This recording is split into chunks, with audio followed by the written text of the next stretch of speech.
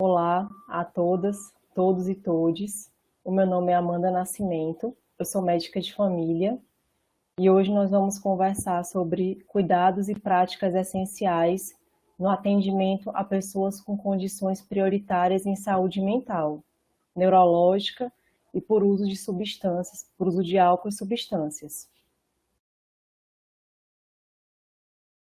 O que nós abordaremos nesta aula são os princípios gerais de cuidado, a avaliação, o manejo e o segmento desses pacientes por profissionais não especializados, ou seja, por profissionais da atenção primária de saúde. O princípio geral do cuidado os princípios gerais do cuidado são as habilidades de comunicação, que vão permitir a construção do vínculo com esse paciente e, consequentemente, a adesão ao tratamento e o sucesso terapêutico, promovendo o respeito e a dignidade de pessoas em sofrimento que frequentemente são privadas dos seus direitos primordiais de pessoa, seja pelo estigma ou pelo preconceito que os transtornos da saúde mental trazem. Quanto às habilidades de comunicação, o que constituiria uma comunicação eficaz? Basicamente, tratar o outro da forma como nós gostaríamos de ser tratados, com respeito e promoção da dignidade, em especial de pessoas que são privadas dos seus direitos primordiais, de ir e vir, de casar, de exercer as suas escolhas e de protagonizar a sua história. As barreiras para fornecer uma comunicação eficaz são inúmeras, sejam elas sociais, históricas, barreiras baseadas em preconceitos, pautadas no atendimento e numa oferta de cuidado centrada no atendimento médico, super especializado, na receita, na prescrição, no remédio. Então, o paciente é infantilizado em uma relação patriarcalizada com o profissional que o atenderá. Ele vai receber, vai ser paciente, vai ser um ser passivo que receberá as informações e as instruções do cuidado. Isso prejudica uma relação dialógica com o ser que sofre e, consequentemente, a adesão ao tratamento e o sucesso terapêutico. A escuta ativa é fundamental, que o local seja adequado, por mais que haja dificuldades de local, de muitas pessoas, de um fluxo grande de atendimentos na atenção primária de saúde, selecionar um local onde haja a promoção do respeito, da escuta, do sigilo, da privacidade é fundamental para que esse paciente, para que esse ser que sofre, consiga estabelecer uma relação com o profissional e permitir uma avaliação adequada. Ouvindo sem se distrair, seja com interrupções por outras pessoas de abrirem a porta, ou o profissional olhar no celular, caso isso seja necessário, que seja pactuado com o paciente. Olha, eu vou precisar olhar o meu celular caso receba alguma mensagem de urgência, porque a pessoa que está do outro lado, a pessoa que está em sofrimento, vai entender que o relato dela não está sendo valorizado. Prestando atenção nas mensagens verbais e principalmente nas mensagens não verbais.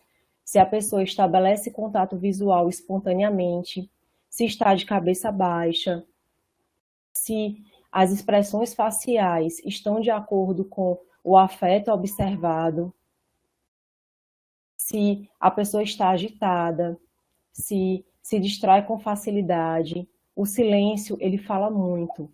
Então, o silêncio não deve ser interrompido, deve ser respeitado e considerado parte do processo de avaliação, dando tempo para que a pessoa fale. O ideal é que a avaliação se inicie com a escuta, com a apresentação do profissional e a escuta.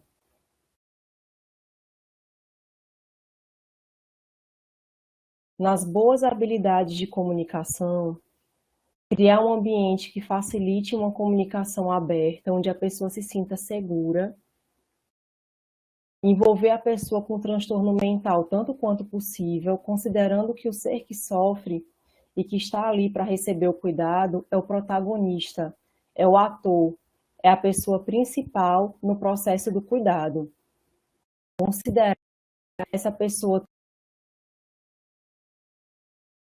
tem conhecimento, a partir daí se construída uma relação de respeito, de igualdade, onde o conhecimento científico não se sobrepõe às ideias e ao conhecimento que a pessoa traga, para que a partir daí a adesão ao tratamento, o segmento e o manejo desse paciente sejam realizados de forma adequada.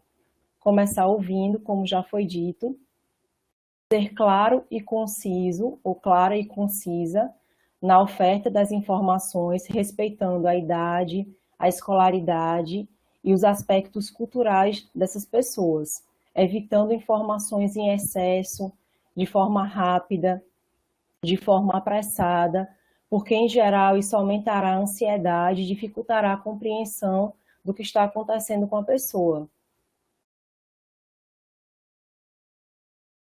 Quando as pessoas, quando os pacientes trouxerem experiências difíceis, como de agressão sexual, de violência doméstica, de automutilação, de tentativa de suicídio, ou outras situações que sejam difíceis e que impactaram a vida dessa pessoa, que isso seja ouvido com sensibilidade, sem julgamentos e principalmente sem o estabelecimento de culpabilizações. Ah, mas você se cortou, ah, mas você está triste, você é tão bonito ou bonita, a sua vida é tão legal, você tem um emprego decente, por que que isso está acontecendo? Então, não há culpabilização no processo de adoecimento em saúde mental ou em qualquer outra área do atendimento médico.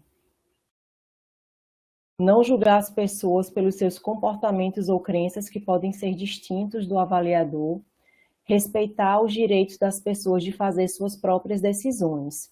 O plano terapêutico deve ser apresentado ao paciente, construído com ele, que ele seja incluído na medida do que é possível num contexto de transtornos de saúde mental, permitindo silêncio, como já foi dito, e isso fortalecerá a construção de uma relação de confiança e de respeito, respeitando a privacidade e mantendo a confidencialidade da história da pessoa, se isso for apropriado. Contanto que o relato da pessoa não coloque em risco a vida dela própria ou a de terceiros, o sigilo precisa ser mantido. Caso sejam pacientes surdos ou que tenham alguma dificuldade de fala por sequela neurológica ou outra condição, a utilização de intérpretes também pode ser utilizada. Aqui é um resumo do manual de intervenções do Mental Health Gap, desenvolvido pela OPAS, sobre o que fazer em situações de crise humanitária. No nosso contexto de pandemia, as situações de crise humanitária também podem ser interpretadas como as dificuldades sociais, emocionais e epidemiológicas que nós sofremos com a Covid-19.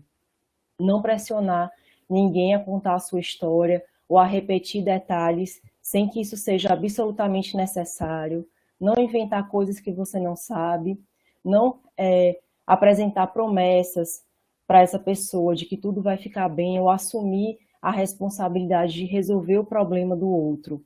Essas pessoas precisam ser empoderadas para que elas se percebam como capazes de resolver seus próprios problemas.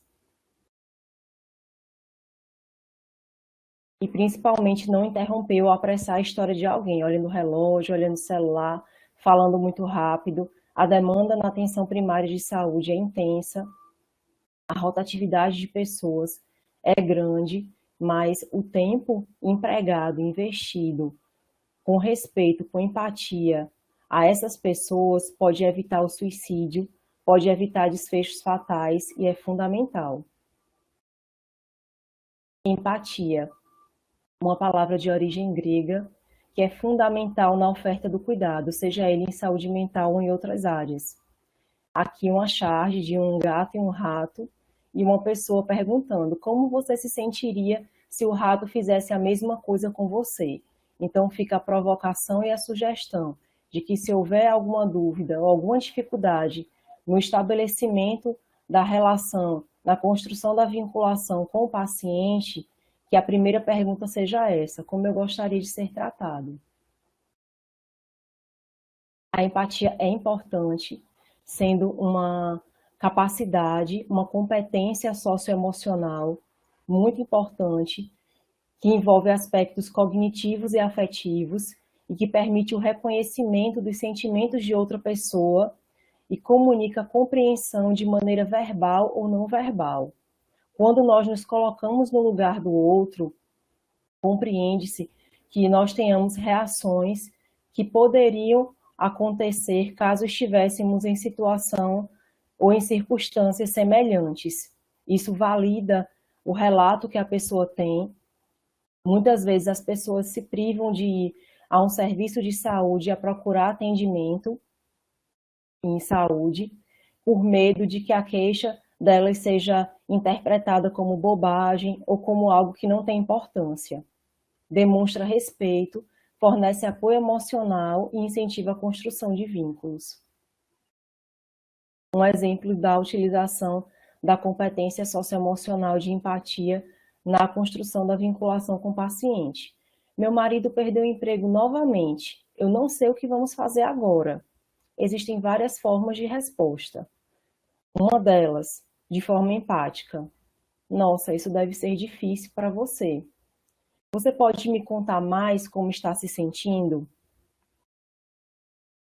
Essa forma aberta de perguntar, você pode me contar mais sobre como você está se sentindo? Permite que a pessoa fale mais e estabeleça uma relação dialógica com o avaliador, com o profissional que está ofertando cuidado. Sobre as perguntas abertas e as perguntas fechadas. As perguntas fechadas, do tipo, tudo bem com você? Em geral, promovem respostas do tipo sim ou não, respostas que já são esperadas e encerram a conversa, impedem o desenvolvimento do diálogo e, consequentemente, a construção de uma relação de confiança ou fornecimento de informações que são necessárias para a decisão terapêutica e para o manejo, e para o segmento também. Então, a preferência é por perguntas abertas, porque ajuda a obter uma perspectiva da vida, dos problemas, a identificação dos estressores, a identificação da rede de apoio dessa pessoa e de como vamos administrar as circunstâncias que essa pessoa se encontra para que seja elaborado um plano terapêutico adequado. As perguntas abertas, como foi dito, elas abrem a comunicação e permitem uma relação dialógica. E as perguntas fechadas, do tipo sim ou não, tudo bem com você? Tudo. Encerram a conversa. Aqui alguns exemplos. Você está se sentindo feliz? Você veio aqui de ônibus? Você aproveita o tempo com a sua família? Então, são perguntas que promovem respostas do tipo sim ou não, respostas curtas, e que não vão fornecer informações. Como você está se sentindo? Como você está hoje? Estabelecendo contato visual, demonstrando respeito e interesse pelo que a pessoa está falando, provavelmente vão permitir o desenvolvimento de uma relação digna, com respeito à dor do outro, com respeito ao que o outro tem a dizer. E um resumo do que foi falado até agora. É importante reafirmar os pontos daquilo que a pessoa relatou para checar se a compreensão do profissional que está ofertando o cuidado foi correta. Então, você me falou determinada coisa. É interessante não repetir o que a pessoa falou, e sim colocar com as próprias palavras, o profissional colocar com suas próprias palavras aquilo que entendeu a partir do que foi relatado pelo paciente ou pelo cuidador, para checar, para conferir se as informações foram compreendidas da forma correta, porque isso será fundamental na elaboração do plano terapêutico e na própria construção de vínculos. E resumos ao longo da sessão também é importante para que o paciente se aproprie das fases do tratamento, do prognóstico, do que está acontecendo com ele. Isso pode diminuir a ansiedade, diminuir a ideação suicida, diminuir desfechos fatais, diminuir a questão de intercorrências e de má adesão ao tratamento. Algumas sugestões temos aqui na elaboração e na apresentação dos resumos. Olha, o que eu estou compreendendo é isso. Em outras palavras, você quis me dizer que está triste desde quando seu pai morreu há 2 anos. É isso? E caso o profissional não tenha compreendido corretamente, caso não tenha ficado algo claro, sempre perguntar de novo, sempre insistir de forma cuidadosa, de forma respeitosa, utilizando a empatia para que as informações sejam coletadas da forma mais minuciosa possível. Ontem à noite, meu marido chegou em casa muito tarde. Ele estava bêbado novamente. Nós começamos a discutir, mas não adianta. Estou com muita raiva dele. Ele nunca vai mudar. Uma sugestão de resposta. Você parece estar se sentindo muito frustrada com seu marido bebendo, o que geralmente leva a discussões. Você também parece insegura sobre como apoiá-lo para mudar essa situação, que faz com que você se sinta sem esperança. Os resumos, eles ajudam o paciente a identificar o que causa desconforto e analisar os seus sentimentos e reações diante do que está acontecendo com ele ou com ela. Em situações onde a pessoa está agressiva, o tom de voz deve ser mantido neutro. Caso o profissional fale mais alto ou se agite, isso vai promover um aumento da agressividade do outro, impedindo que haja uma comunicação.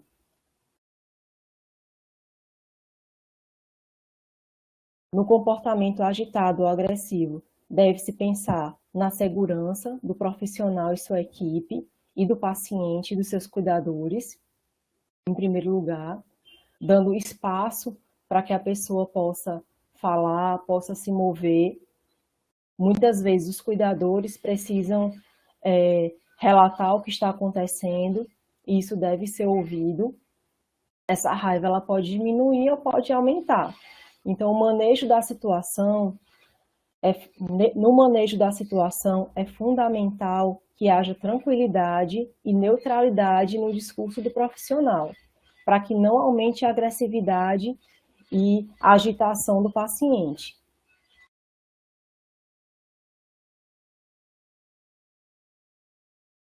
Aqui é uma tabela do Mental Health Gap, do manual da OPAS, para avaliação, o manejo e o segmento de condições mentais, neurológicas ou por uso de álcool e outras substâncias na atenção primária de saúde. Algumas vezes será necessário utilizar sedação para pacientes que estejam agitados, que estejam em psicose, que estejam em mania bipolar, mas a comunicação e a promoção da dignidade e o respeito aos direitos dessa pessoa são necessários. E uma provocação. Pense em 5 direitos que você exerce em sua vida. Por exemplo, ir e vir, casar, votar, escolher o que vai comer. É possível abrir mão de algum desses direitos? Em sua realidade de trabalho, quais destes direitos são violados na vida de pessoas com transtornos mentais? O estigma, o rótulo de louco, de doente mental, é muito intenso. Então, quando a pessoa recebe uma receita de um medicamento tarjado, isso, às vezes, para a pessoa, significa um atestado, uma prova de que ela é incapaz, de que ela não merece estar no convívio com outras pessoas, de que ela ou ele é perigoso, e isso precisa ser desconstruído. Na maioria dos casos, os transtornos de saúde mental são tratáveis e a funcionalidade pode ser recuperada. Isso é importante que seja comunicado ao paciente e aos cuidadores, para que essa pessoa não seja excluída e tenha a sua condição agravada por este motivo. Os direitos dessa pessoa precisam ser preservados. Analisar se essa pessoa tem risco de sofrer violência doméstica, violência ou abuso sexual também é importante. Há relatos de pacientes que são amarrados a mesas, que são contidos de forma violenta em casa, que ficam sem se alimentar. Isso precisa ser observado. A inclusão em atividades na comunidade também é muito importante. Inclusive atividades econômicas que promovam a funcionalidade e a independência desse indivíduo conforme haja melhora. O impacto do estigma é intenso, o que atrasa muitas vezes a procura por serviços de saúde pelo medo de carregar isso como se fosse uma definição de pessoa. As pessoas acreditam que o CID, que o código da doença, que o diagnóstico irão defini-las enquanto pessoa, irão limitar as suas experiências, as suas possibilidades, e isso precisa ser desconstruído. Culpa, vergonha, desesperança, angústia, relutância em procurar ajuda, medo, a diminuição, a própria fragmentação da autoestima, os abusos aos quais essas pessoas estão submetidas e principalmente a redução da expectativa de vida. Acredita-se que pessoas com transtornos da saúde mental podem ter de 10 a 15 anos a menos em sua expectativa de vida quando comparados a outras pessoas que não apresentam transtornos da saúde mental. E o prejuízo de relacionamentos levando à solidão e a ideias de desesperança. A promoção do respeito e da dignidade de pessoas com condições prioritárias é necessário para que essas pessoas sejam reinseridas em suas atividades gradativamente, atividades sociais, escolares, ocupacionais. Dentro do possível, essas pessoas sendo inseridas vão aprender estratégias de enfrentamento relacionadas às condições que apresentem, para que haja uma funcionalidade e consigam atingir um bem-estar e uma boa qualidade de vida. Sobre os princípios gerais de avaliações prioritárias em saúde mental, neurológica, por uso de álcool ou de substâncias. É importante a identificação de habilidades de comunicação que precisamos usar nas avaliações. É importante uma autoavaliação crítica dos nossos processos de trabalho para identificar aquilo que pode e que deve ser melhorado. Os tópicos que são perguntados durante uma avaliação e a transição desses tópicos. E principalmente o que você quer aprender com uma avaliação e por quê. O quanto uma avaliação, a qualidade da avaliação determinará a adesão ao tratamento e a recuperação da funcionalidade de um indivíduo. Então, é importante sim que os nossos processos de trabalho sejam reavaliados a partir daquilo que aprendemos quanto às habilidades de comunicação.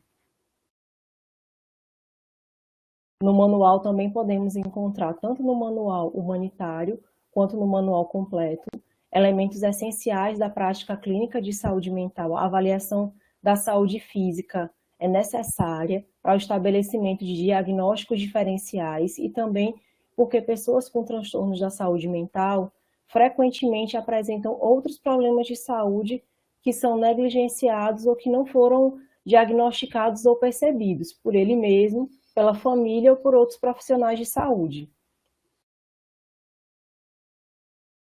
Um resumo da avaliação para identificar condições MNS na anamnese, observando a queixa inicial, identificando há quanto tempo isso acontece, se houve episódios semelhantes anteriores, a história pregressa de condições mentais, de condições da saúde mental, neurológica ou por uso de substâncias, se há uso de entorpecentes, se a pessoa já teve um internamento prévio, se já recebeu algum tratamento ou algum cuidado em saúde mental, se já foi ao psicólogo, se já tomou algum medicamento, tomando esse medicamento, qual foi a reação, se houve boa adaptação ou não, a história clínica geral, diabetes, hipertensão. Exames podem ser solicitados, como provas da função tireoidiana, a dosagem da vitamina D, a glicemia, pacientes hipoglicêmicos podem apresentar agitação, isso é frequente, também deve ser avaliado. A história psicossocial, como essa pessoa está no trabalho, nos seus relacionamentos, a questão do sono, o uso de bebida alcoólica, o padrão e a frequência do uso de bebida alcoólica. Frequentemente isso é aumentado em situações de isolamento social. E a história familiar também é muito importante. Sobre os princípios de avaliação. O que é explorado na avaliação?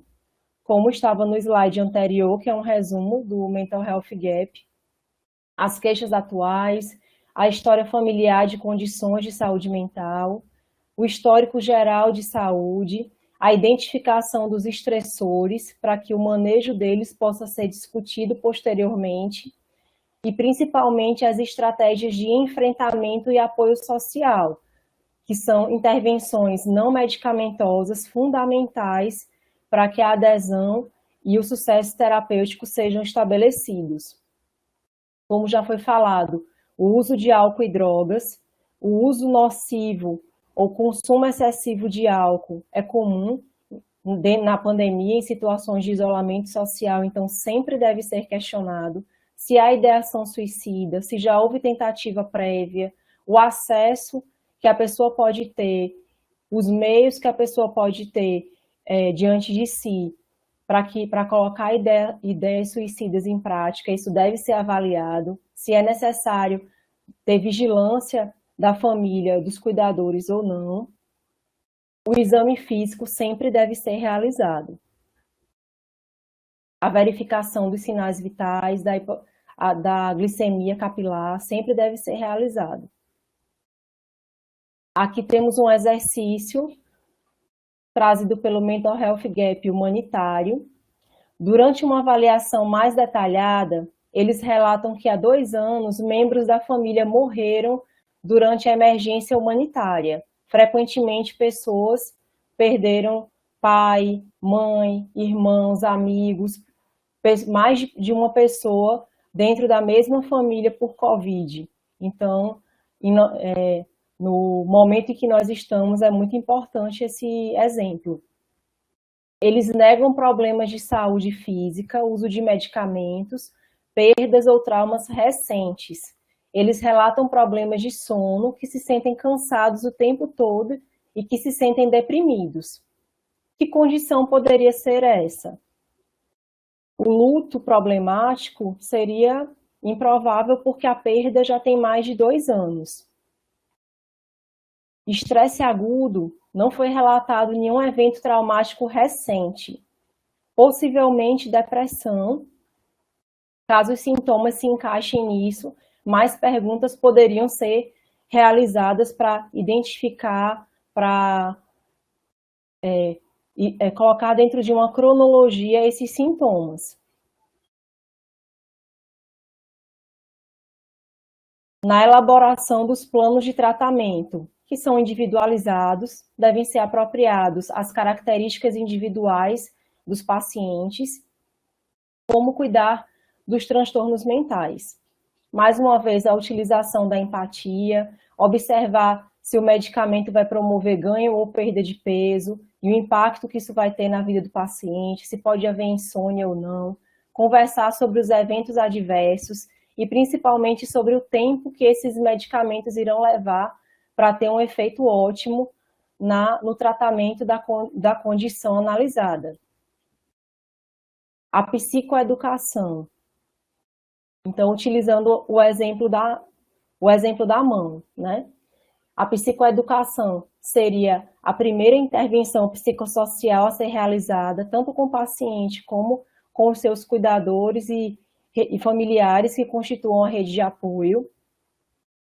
Conversar sobre o que é o transtorno, sobre o prognóstico, sobre a questão da melhora, quando o tratamento adequado é instituído, a recuperação da funcionalidade e o que o paciente precisará fazer para que isso seja atingido. Isso empodera o sujeito que sofre para que ele se aproprie do seu tratamento e se sinta mais motivado a recuperar a sua funcionalidade, a tomar o medicamento todos os dias, a evitar a associação do medicamento com entorpecentes ou com bebida alcoólica, a construir uma relação dialógica com os profissionais que o atendam, possibilitando o tratamento de outras condições que possam estar subjacentes e sempre tirar um tempo para explicar o prognóstico. Normalmente isso cria muita ansiedade nos familiares. Doutor, doutora, ele vai melhorar em quanto tempo? Principalmente em pacientes com quadro de psicose. Ser realista, não realizar falsas promessas, evitar expressões como vai ficar tudo bem, vai ficar tudo maravilhoso, para que não crie expectativas e que essas pessoas sejam frustradas. Então, nosso empenho é sempre o máximo para que a funcionalidade seja garantida, para que os direitos dessa pessoa sejam respeitados.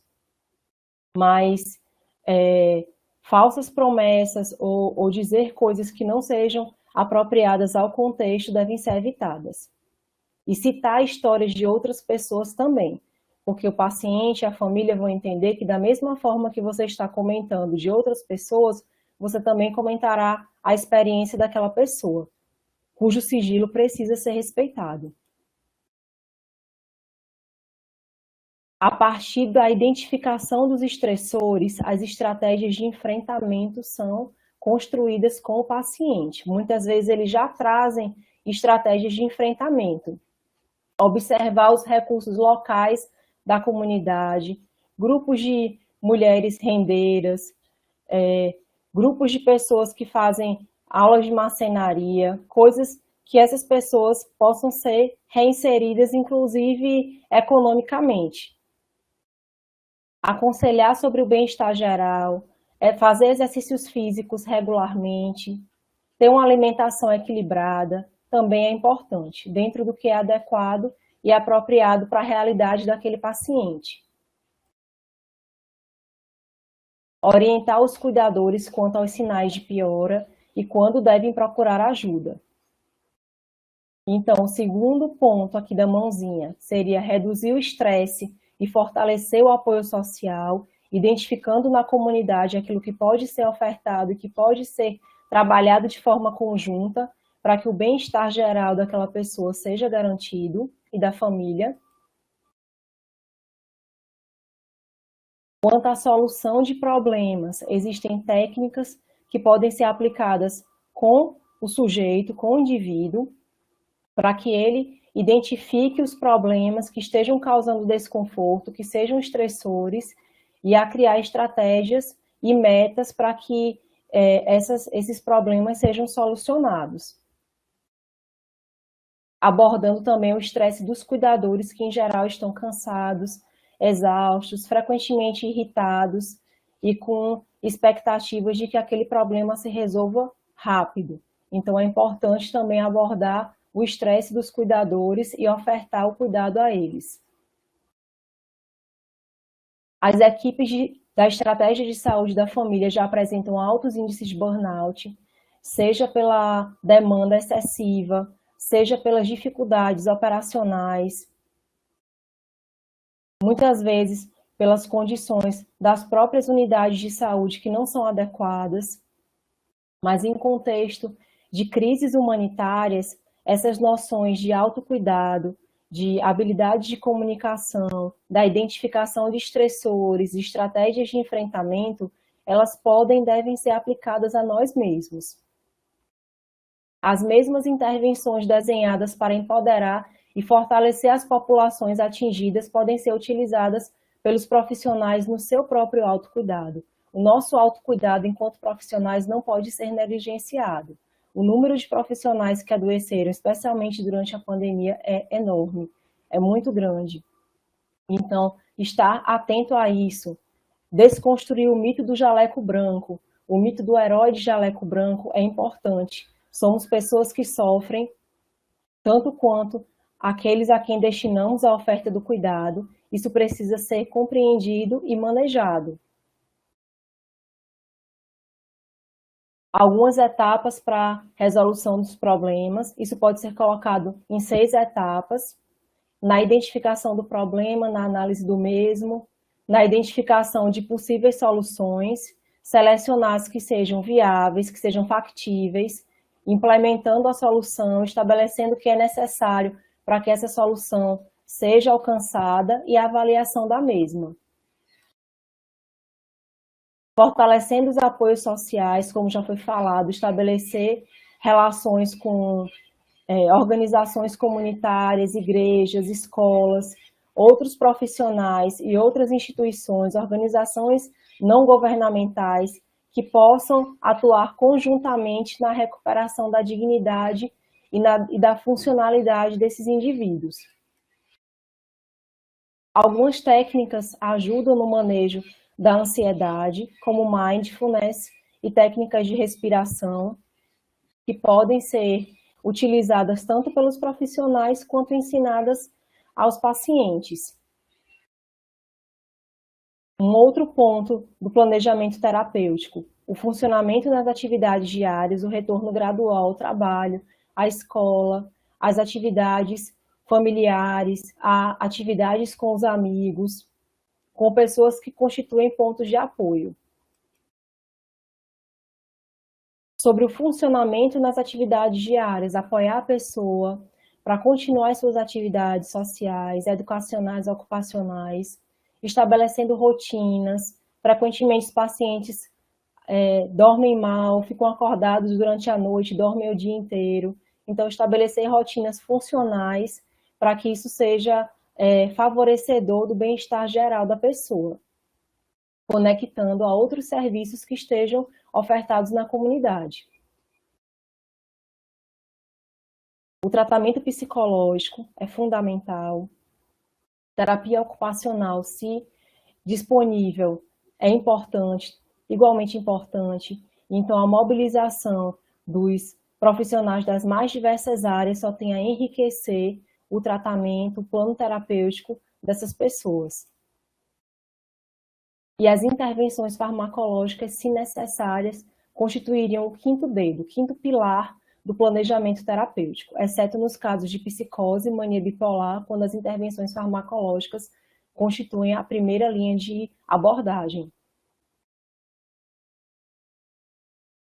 Um resumo das intervenções farmacológicas que pode ser encontrado no manual, sempre explicando à pessoa como o medicamento vai atuar, respeitando a forma como essa pessoa compreende, sendo claro, sendo conciso, evitando termos técnicos desnecessários, explicando que o medicamento às vezes leva de 4 a 6 semanas para ter um efeito ótimo, que quando melhorarem, o medicamento precisa ser mantido. Então, havendo uma relação de confiança, de acordo com boas habilidades de comunicação, a adesão ao tratamento tem mais chances de acontecer e dessas pessoas alcançarem o objetivo terapêutico. Em todo o mundo, mais de 50% de todos os medicamentos são prescritos, dispensados ou vendidos inadequadamente, enquanto 50% dos pacientes não os tomam corretamente. É difícil a pessoa tomar um medicamento todo dia se não acredita que ele será benéfico. Então, isso é construído passo a passo na comunicação profissional, sujeito que sofre.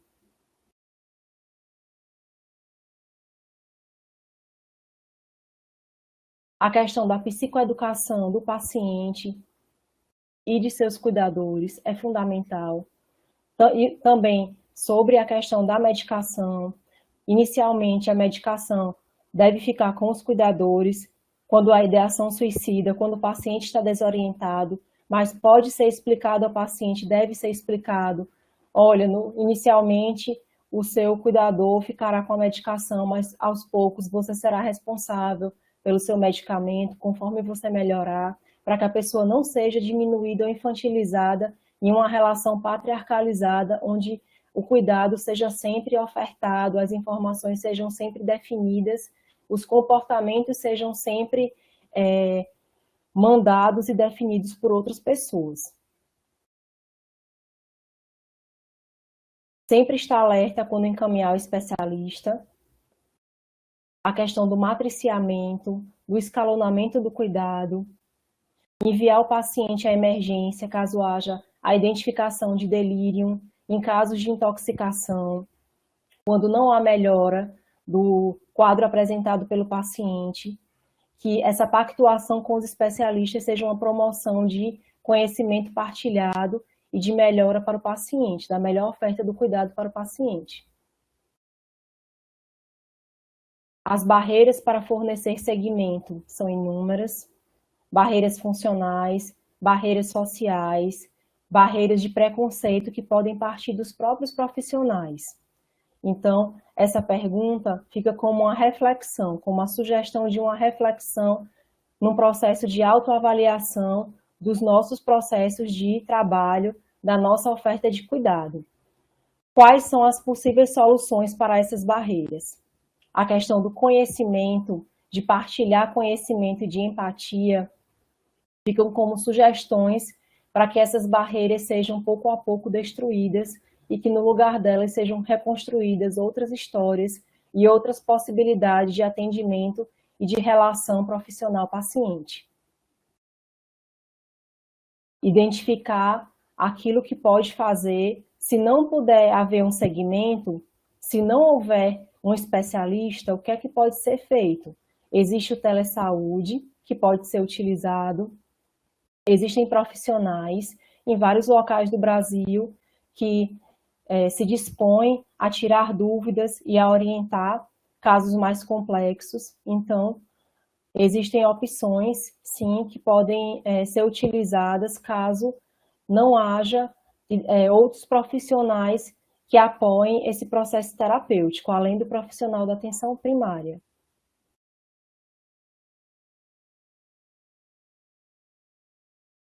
Aqui algumas orientações no segmento de identificação de fatores de risco para o internamento hospitalar, que deve ser uma exceção em pacientes muito graves, que não tenham rede de apoio, pessoas em situação de rua, casos de intoxicação, de delírio, de abstinência, podem ser encaminhados a um serviço de referência. Mais uma reflexão sobre o autocuidado, que trabalhar em cuidados de saúde é estressante. Muitas vezes nós não sabemos quando desligar, quando somos pessoa, quando somos profissional de saúde. Em geral, é difícil separar como lidar com o sofrimento do outro e quando relaxar. Mas é importante separar momentos para o nosso autocuidado da mesma forma como nós orientamos os pacientes a identificar aquilo que os fazem bem e a utilizar isso como estratégia de enfrentamento. Então, a melhor maneira de aprender a influência das intervenções psicossociais são testá-las em nós mesmos, como parte do nosso autocuidado.